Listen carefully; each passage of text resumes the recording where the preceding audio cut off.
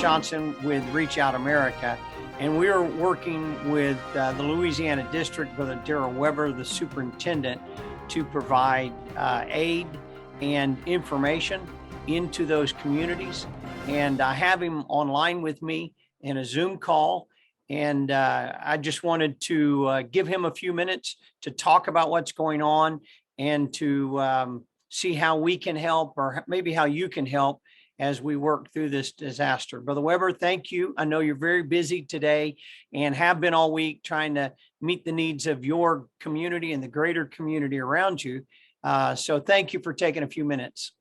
Well, what an honor to be interviewed, and thank you, Mark, for all the help that Reach Out America is providing for Louisiana.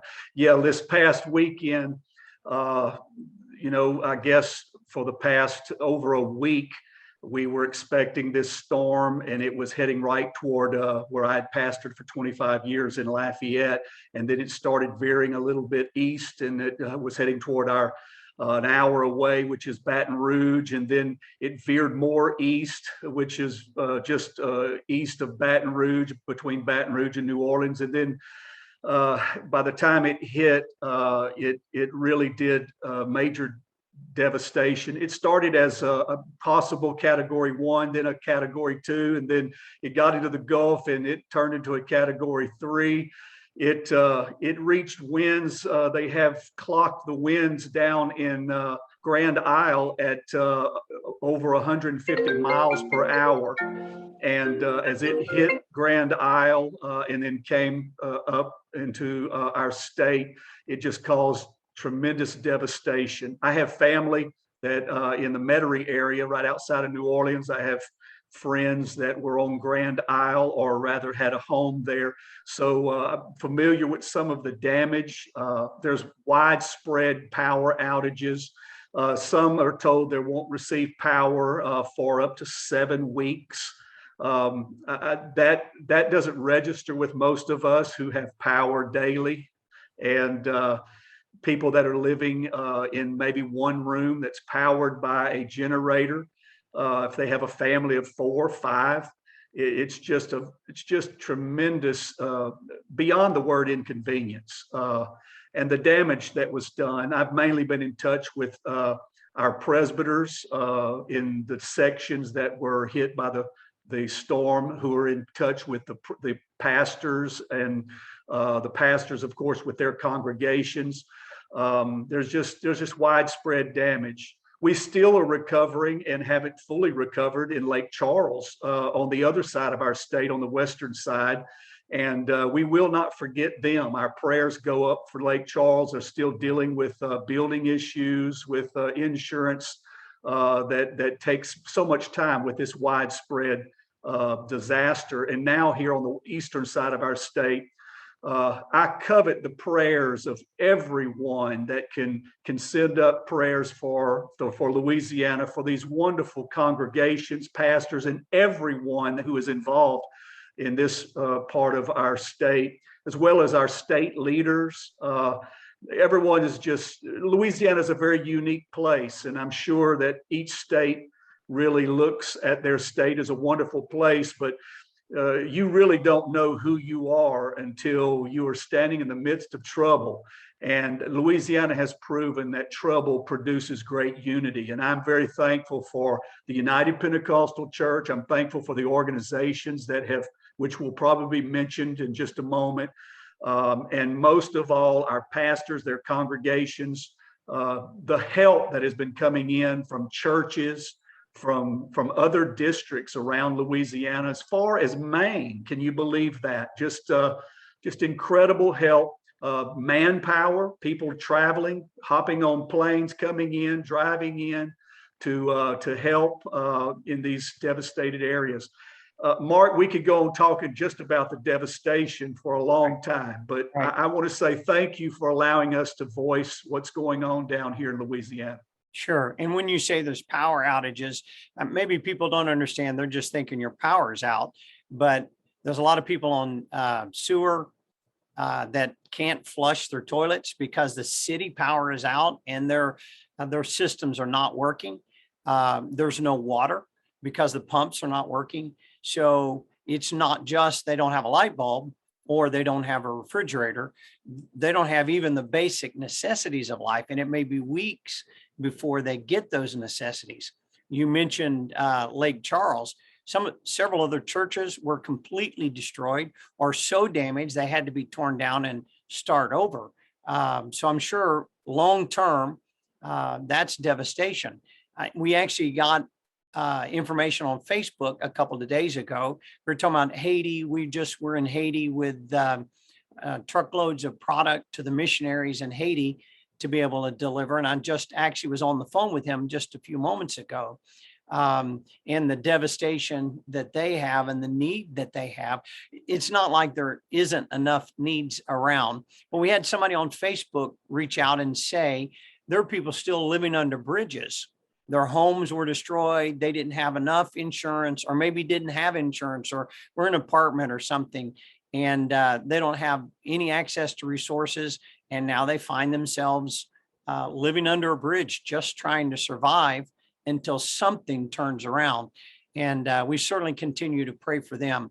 I know Reach Out America is trying to help, and it takes us a little bit of time to get the wheels turning and make sure there's availability, there's places that can handle product and distribute product. Let's take a few minutes and talk about that. We have 4 or 5 trucks from Feed the Children that are on the way. 2 of them were there this morning and delivered product into Thibodaux. Pastor Josh Melicon, I talked to him a few minutes ago as well, and he had 4 trucks sitting there. The city responded and gave him 2 trucks. I'm going to pop up that map so people can see where that is. It's House of Prayer in the bottom left-hand corner in Thibodaux, just outside of New Orleans, southwest of New Orleans. We have our first delivery. And I understand that one of the churches, Brother Kraft's church, has just delivered to another location. And so there is product beginning to arrive. Others have brought some. We were on a call last night. You already mentioned there's a pastor in Maine who's loading up a truck, and he's going to be driving it down to one of our locations to distribute. So we have currently 3 locations that we've identified. Do you want to talk about all 3 of those? Certainly. One of the toughest things to do is to decide where to be a distribution hub, because we have so many people in need in so many areas. But one thing that I've learned working with you, Mark, and Reach Out America is that because of the size of the trucks, 18-wheelers, semis, et cetera, that coming in, it really needs a certain size parking lots and things like that. So, sometimes churches are wondering why we can't make them a hub, or, it takes more than just the desire to be a hub. It takes a lot of other things. And this is where the professionalism and the expertise of Reach Out America has helped to identify these places. And first of all, on the north west corner of your map that's shown on the screen, there is a Life Point Church. This is Pastor Donovan Hill, one of our United Pentecostal Church pastors.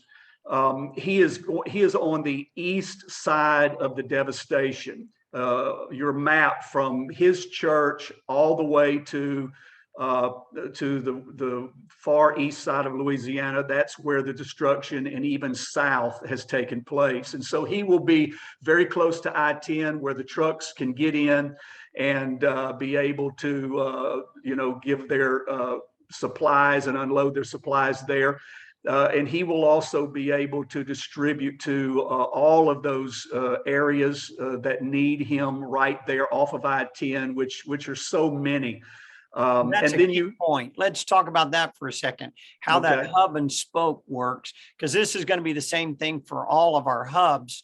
They're going to be a main location to offload product from semis, try to sort it and get it ready, but it's just not for their area.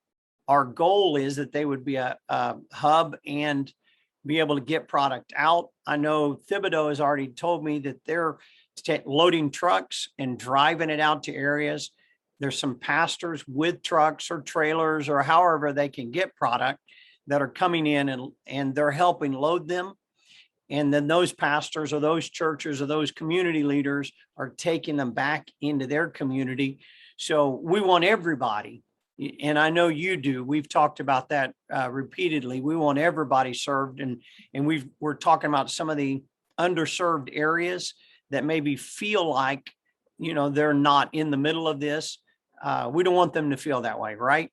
Certainly, certainly. And that's the key of the hub. It's not just a place to help in that local area, but these others, we have several other satellite areas, satellite churches that are going to be making trips. In fact, I was on the phone this morning with one of our presbyters who's arranging trucks to come and pick up at that distributing point, a hub, and take it to other churches where they can have smaller satellite distributing areas for their congregations and even for their communities. So this reaches farther than just these 3 hubs. And then, of course, down the southern part is, as you mentioned already, the House of Prayer, Pastor Josh Melanson in Thibodaux. He is already on the ball. They are rolling. I saw pictures this morning of them praying together and getting ready to distribute. As you mentioned, there are already lines forming to receive these distributions.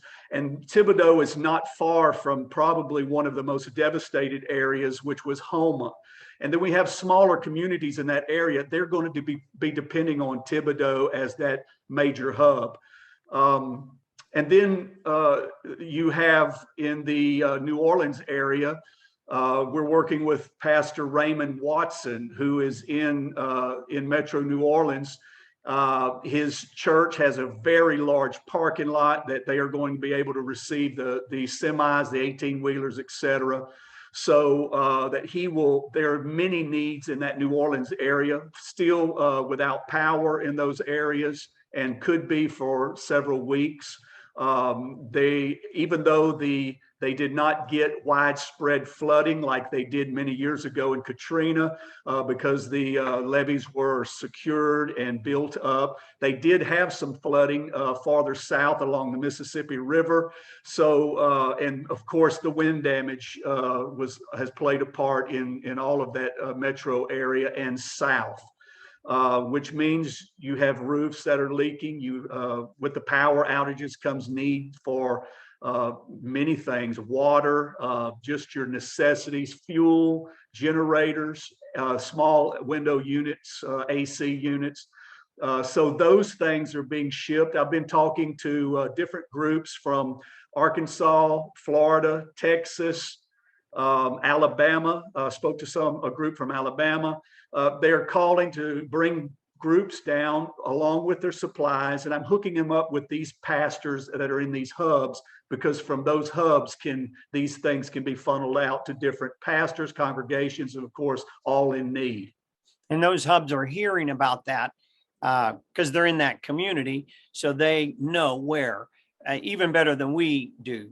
One of the things about Reach Out America is we're trying to do that. We're trying to push the information down so people can have access to it and be able to do something with it, either outside communities or even those that are local, to help as many people as we possibly can. Let's talk about the donations so far. We've got food and water on the way, which are critical. Generators. Reach Out America has a number of generators. I think they'll be coming in either this afternoon or tomorrow to some of the communities that haven't received a lot of help yet. Georgia is sending a number of those units as well. I'm not sure when they're coming in. I think tomorrow, but there's still a huge, huge need.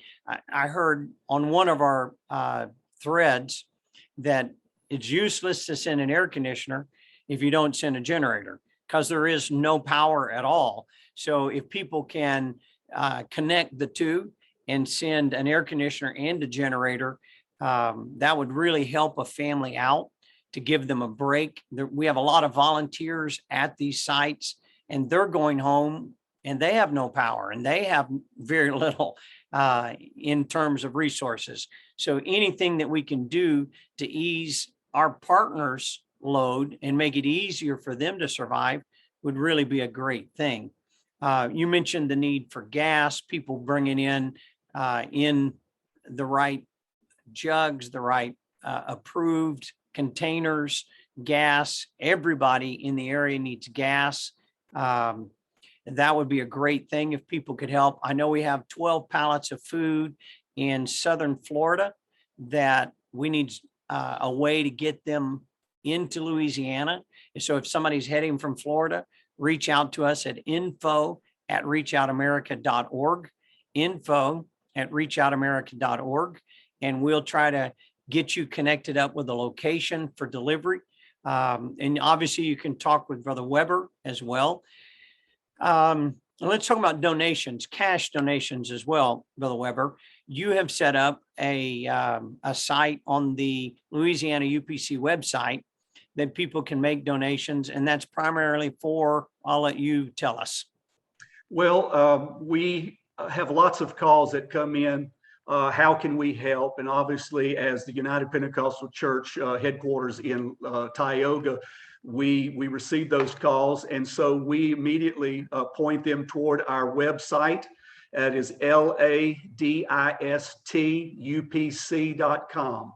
And they can go to the donate tab, and then they choose the pledges and donations, and it will lead them right to a way to be able to give to Hurricane Ida relief.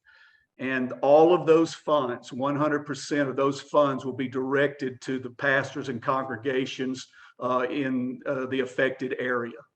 Excellent.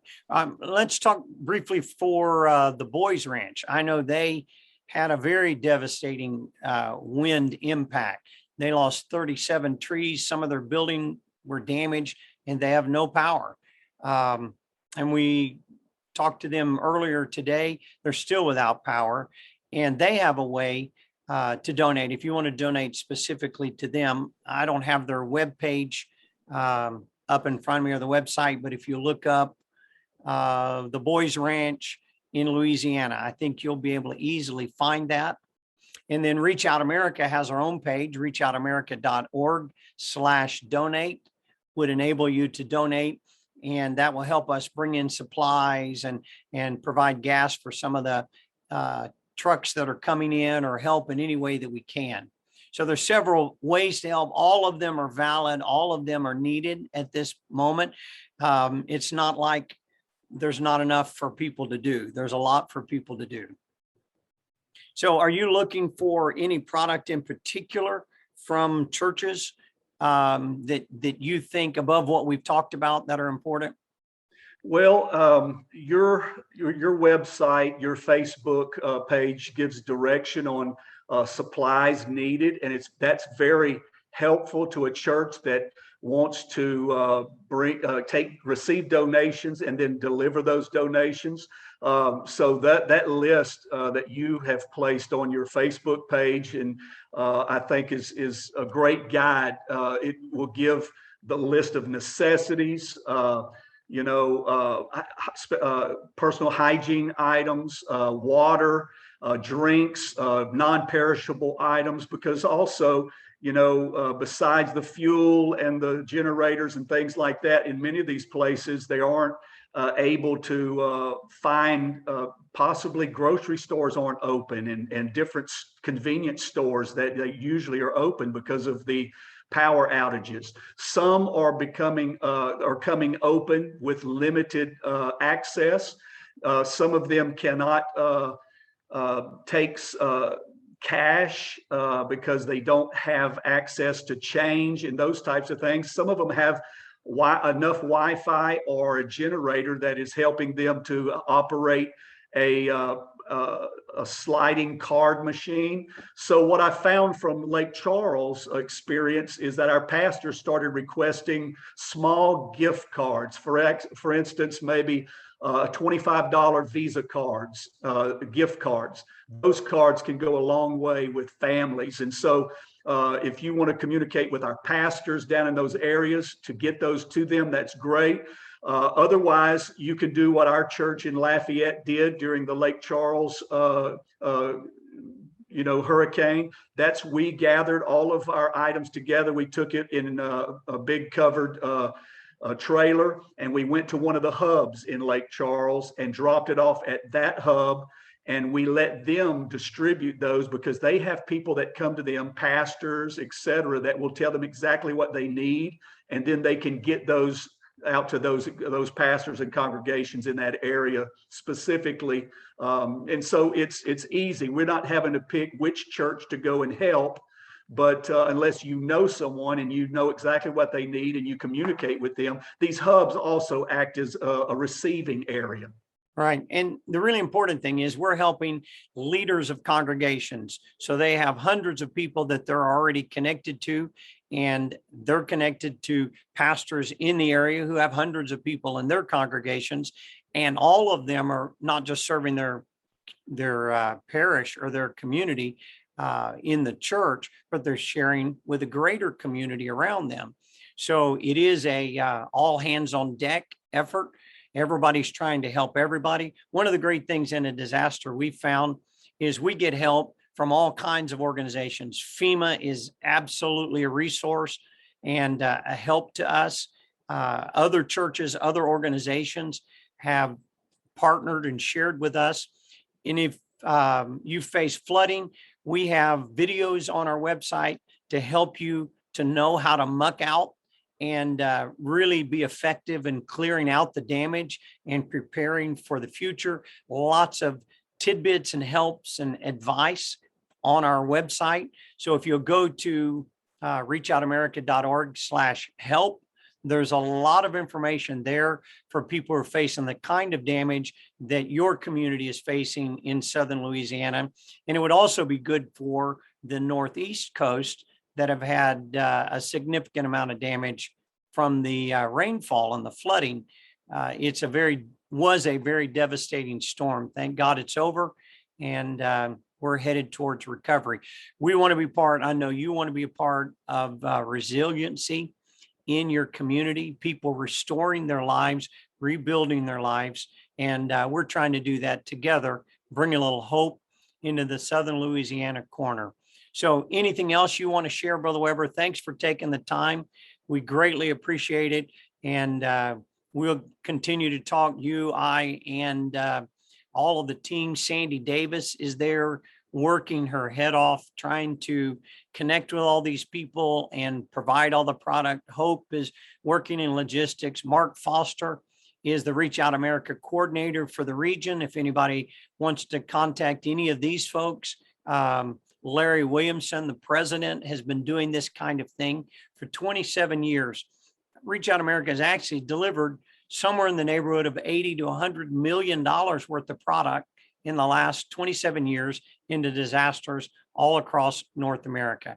So we really do work to care and provide that hope that people need. So I'm going to leave the last word, Brother Weber, to you. Anything you want to say in closing? We do appreciate your time. Well, Mark, thank you. From the heart of the Louisiana district, we are so thankful for Reach Out America, how you have worked with us and how you have partnered with our pastors to help distribute the much needed supplies and understanding, more about churches and letting the churches be distribution centers in their communities, because it makes an impact in a positive way on the communities. And all of those involved with Reach Out America, I want to thank you. I give you props. It's just, as I've been in the meetings with you for the past week or so, I've seen such a passion for helping and lifting up and encouraging those that are involved in these disasters. And again, I want to thank you so much. We offer our prayers to the first responders. We offer our prayers to all of those precious men and women who are under the hardship right now of this storm. And our prayer is that the Lord would help us, strengthen us, all organizations, to pull together to lift our state back up and see the great things that are going to be involved in the future of our state. God bless you, Mark, and thank God for Reach Out America. Amen. Thanks, Brother Weber. And for anybody that's watching this, please do pray. Pray for everybody engaged. There are people working long shifts. I've talked to some of the first responders, and they're working long shifts trying to help and restore their community. So your prayers would be greatly appreciated. Thanks, Brother Weber. God bless. Signing off. I'll talk to you in a little bit.